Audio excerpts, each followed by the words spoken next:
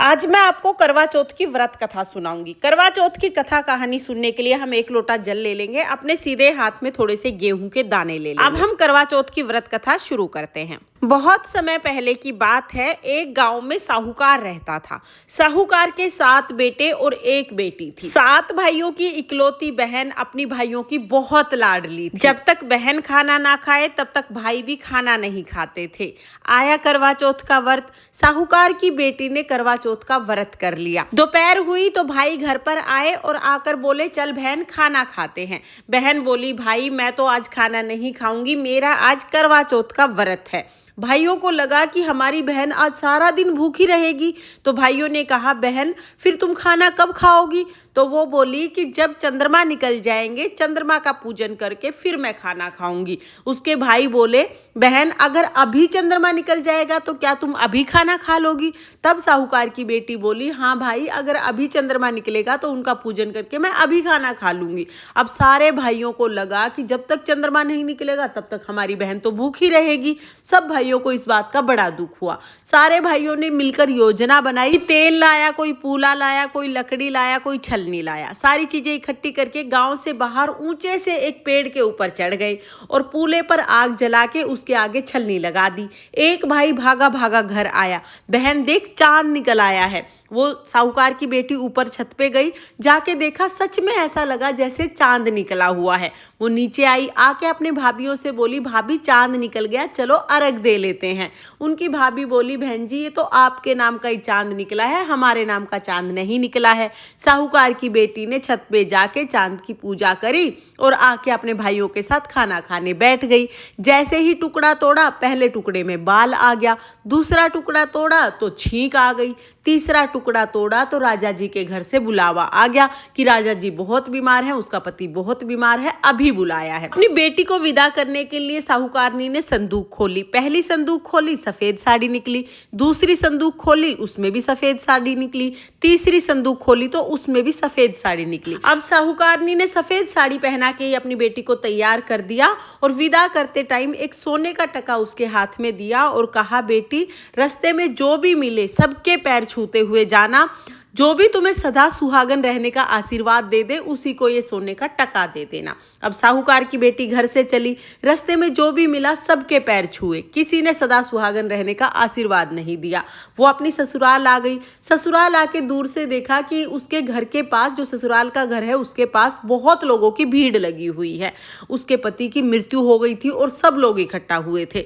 वो घर में जैसे ही अंदर जाने लगी तो घर के दरवाजे पर एक छोटी सी लड़की खड़ी थी। उसने छोटी सी लड़की के पैर छुए तो छोटी सी लड़की बोली, सदा सुहागन रहो। ये सुनते ही साहूकार की बेटी ने सोने का टका उस लड़की को दिया और उस लड़की के पैर पकड़ लिए। अब वो छोटी सी लड़की बोली, 7 भाइयों की लाडली बहन पैर छोड़, दिन में चांद उगानी पैर छोड़, व्रत तोड़नी पैर छोड़। लेकिन साहूकार की बेटी ने पैर नहीं छोड़े। वो रोते हुए बोली, हे माँ, मैंने आपको पहचान लिया है, आप करवा चौथ माता हैं। आपने ही मेरा सुहाग लिया है, आप ही मेरा सुहाग देंगी। मैंने जानबूझकर कुछ नहीं किया, गलती से व्रत टूटा है। आज के बाद कभी भी मैं व्रत को नहीं तोड़ूंगी और पूरा विधि विधान से करवा चौथ का व्रत करूंगी। उसकी इस तरह की करुणामयी प्रार्थना सुनकर करवा चौथ माता को दया आ गई। करवा चौथ माता ने उसके पति को जल के छींटे लगाए तो उसका पति हर हर करके खड़ा हो गया। करवा चौथ माता ने उसके पति को जिंदा कर दिया। ये देखकर राजा ने पूरी नगरी में ढिंडोरा पिटवा दिया कि सभी महिलाएं करवा चौथ का व्रत जरूर करें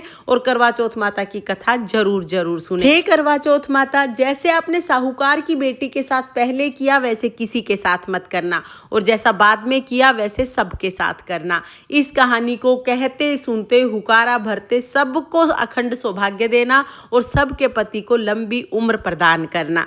ये थी करवा चौथ की कथा। इसके बाद हम एक गणेश जी की कथा भी जरूर सुनेंगे। तो चलिए अब मैं आपको गणेश जी की कहानी सुना देती हूँ। एक गांव में गणेश जी का मेला लगा था। सब लोग मेले में जा रहे थे। एक छोटी सी लड़की ने भी मेले में जाने की जिद कर ली। वो बोली, माँ मैं भी मेले में जाऊंगी। उसकी माँ बोली नहीं बेटा, वहां पर बहुत भीड़ होगी, तुम कहीं गिर पड़ जाओगी, चोट लग जाएगी। लेकिन छोटी सी लड़की नहीं मानी, बोली माँ मैं तो मेले में जाऊंगी। तो उसकी माँ ने उसे 2 लड्डू और 1 घंटी पानी दे दिया और कहा कि 1 लड्डू और पानी गणेश जी को, बचा हुआ लड्डू और पानी तुम खा लेना। अब लड़की लड्डू और पानी लेके मेले में आ गई, आके गणेश जी के सामने बैठ गई। बोली हे गणेश जी महाराज, 1 लड्डू और पानी आपको, बचा हुआ लड्डू और पानी मुझे। ये कहते कहते सुबह से शाम हो गई। अब सब लोग घर जाने लगे, मेला बिछड़ने लगा। लड़की घर नहीं आई।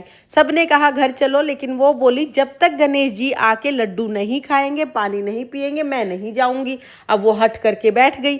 गणेश जी ने सोचा कि अगर ये अपने घर नहीं गई तो इसका दोष मेरे सिर लगेगा। गणेश जी एक छोटे से बालक के रूप में आए और आकर बोले लो तुम्हारा लड्डू खाया, लो तुम्हारा पानी पिया, अब मांगो क्या मांगना है। छोटी सी लड़की सोचने लगी क्या मांगू, अन्न मांगू, धन मांगू, बैल मांगू, खेत मांगू, सुहाग मांगू, महल मांगू, हवेली मांगू, क्या मांगू। अब वो लड़की सोच ही रही थी, इतनी देर में छोटा सा बालक बोला जो जो तुमने सोचा है वो सब हो जाएगा, अब तुम अपने घर चली जाओ। वो लड़की अपने घर आ गई।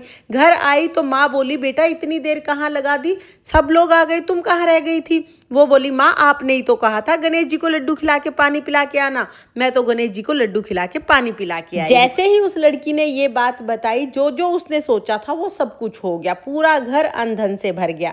हे गणेश जी महाराज, जैसे आपने उस लड़की की इच्छा पूरी की, वैसे सबकी इच्छा पूरी करना और सबके घर को अन्न धन से भर देना। ये थी गणेश जी की कथा और इस तरह से हमारी करवा चौथ व्रत कथा पूर्ण होती है। करवा चौथ की व्रत कथा सुनने के बाद जो हमने हाथ में गेहूं के दाने लिए हैं, इनमें से थोड़े से दाने हम करवा चौथ माता को समर्पित कर देंगे। उसके बाद थोड़े से दाने जल के लोटे में डालेंगे। बाकी जो कहानी सुने हुए गेहूं के दाने बच गए हैं, इनके हम 2 हिस्से कर लेंगे। एक हिस्से से हम रात को चंद्रमा को अर्घ दे देंगे और एक हिस्से से अभी हम सूर्य देवता को अर्घ दे देंगे। हम लोग दिन में कहानी सुनते हैं, इसलिए दिन में हम सूर्य देवता को अर्घ देते हैं। अगर आप शाम को ही कहानी सुनते हैं तो शाम को आप सीधा चंद्रमा को अर्घ दे सकते हैं। तो फ्रेंड्स, आपको ये कहानी कैसी लगी कमेंट करके जरूर बताना। और अगर वीडियो आपको पसंद आई हो, वीडियो आपके लिए थोड़ी बहुत भी यूजफुल हो, तो प्लीज वीडियो को लाइक कर देना और चैनल को सब्सक्राइब कर लेना। करवा चौथ माता की कृपा आप पर सर्वदा बनी रहे और आपको अखंड सुहाग मिले, इसी कामना के साथ जय करवा चौथ माता। राधे राधे।